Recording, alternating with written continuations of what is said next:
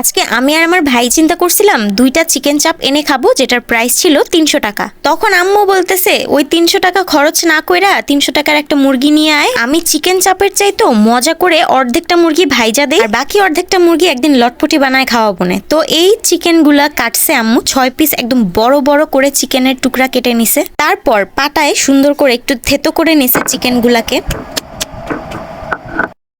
এই রেসিপিটা নিঃসন্দেহে 300 টাকার 2 পিস চাপের চাইতে অনেক গুণ ভালো।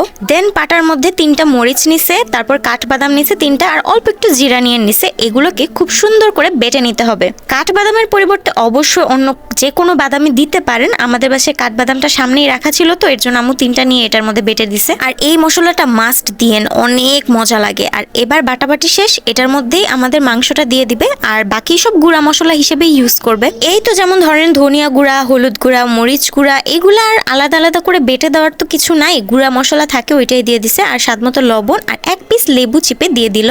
ও মনে হয় অল্প একটু গরম মশলা গুঁড়াও দিয়েছিল। হ্যাঁ, এই তো গরম মশলা। আর দিবে অনেকগুলো করে আদা রসুন বাটা। মশলাগুলো একটু বাড়ায় বাড়ায় দেওয়ার চেষ্টা করবেন, তাহলে এই চিকেনটার টেস্ট অসাধারণ হবে, মানে সবাই অনেক বেশি পছন্দ করবে। আর মশলাগুলো যখন ভাজা ভাজা হয় কি যে মজা লাগে। যেমন এখানে দেখেন মশলাগুলো কত সুন্দর করে লেগে লেগে আছে চিকেনের সাথে। আরো বেশি মশলা দিলে আরো বেশি ভালো হইতো। ফার্স্ট টাইম যখন আম্মু এই রেসিপিটা ট্রাই করছিল অনেক বেশি করে মশলা দিছিল। এখন এই চিকেনটা রেস্ট মেস্টে রাখার দরকার নাই, এমনি নিয়ে ডিরেক্ট ভাজতে দিয়ে দিব। ফ্রাই প্যানে তেলটা গরম করে নিছি। এই চিকেনটা একটু বেশি করে তেল দিয়ে ভাজলে বেশি ভালো হয়। মশলাগুলো যখন তেলের সাথে ভাজা ভাজা হবে অনেক ভালো লাগে। লো ফ্লেমে একটু মচমচা করে চিকেনটা ভেজে নিতে হবে, তাইলেই দেখবেন কি যে স্বাদ লাগে। আর এই চিকেনটার স্পেশালিটি হচ্ছে একটু বেশি করে মশলা দিয়ে ভাজা হয়, যার জন্য টেস্টটা এক্স্যাক্টলি দোকানের চিকেন চাপের মতোই লাগে। আমি বলবো তার চেয়ে তো অনেক বেশি ভালো লাগে আমার কাছে। এখন হিসাব করেই দেখেন 300 টাকা দিয়ে 2 পিস চাপ নিয়ে আসতাম, এক বেলায় খেয়ে দিয়ে শেষ। আর এখন 300 টাকা দিয়ে পুরো একটা আনা মুরগি নিয়ে আসছি, যেটা দিয়ে একবার এতগুলো চিকেন ফ্রাই খাইতে পারবো। আর তারপর বাকি অনেকখানি চিকেনই বাকি আছে, ওগুলা দিয়ে আম্মু খুব মজা করে চিকেন লটপটি রান্না করে দিবে। আমাদের আরেক বেলার খাবারও কিন্তু হয়ে গেল।